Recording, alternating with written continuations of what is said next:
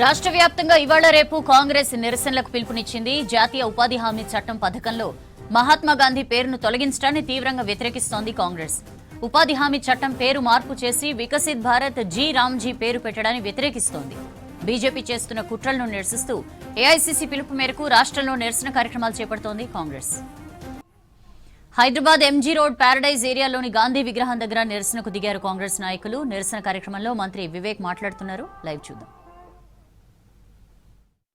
Congress party మార్మూర్ ప్రాంతాలలో ఉపాధి కల్పించాలని చెప్పి ఆ రోజులలో ఈ కార్యక్రమం ప్రారంభం చేయడం జరిగింది. ఈ కార్యక్రమము కేవలము సెంట్రల్ గవర్నమెంట్, అప్పుడు సెంట్రల్ గవర్నమెంట్ కాంగ్రెస్ పార్టీలో ఉన్నప్పుడు మార్మూల్ ప్రాంతాలలో మినిమం 100 రోజులు వీళ్ళకు పల్లి కల్పించాలని చెప్పి 90% కాంట్రిబ్యూషన్ అంటే 90% కేంద్ర ప్రభుత్వం కాంట్రిబ్యూషన్, 10% స్టేట్ గవర్నమెంట్ కాంట్రిబ్యూషన్ తోని ఈ మహాత్మా గాంధీ మన్రేగా కార్యక్రమము స్కీమ్ ప్రారంభం చేయడం జరిగింది. చాలా చక్కగా నడుస్తుంది.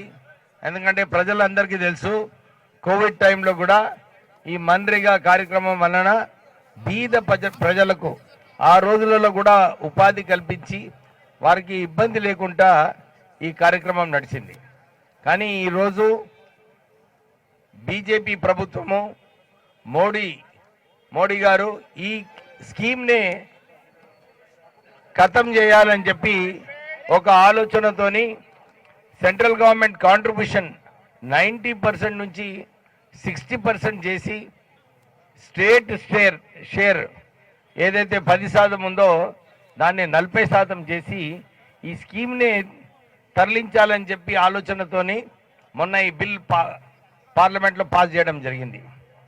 కాంగ్రెస్ పార్లమెంట్ సభ్యులు రాహుల్ గాంధీ గారు వారు ఈ విషయంలో లీడ్ తీసుకొని మీరు ఎట్లా ఇది చేస్తారని చెప్పి అక్కడ కూడా ప్రొటెస్ట్ చేయడం జరిగింది.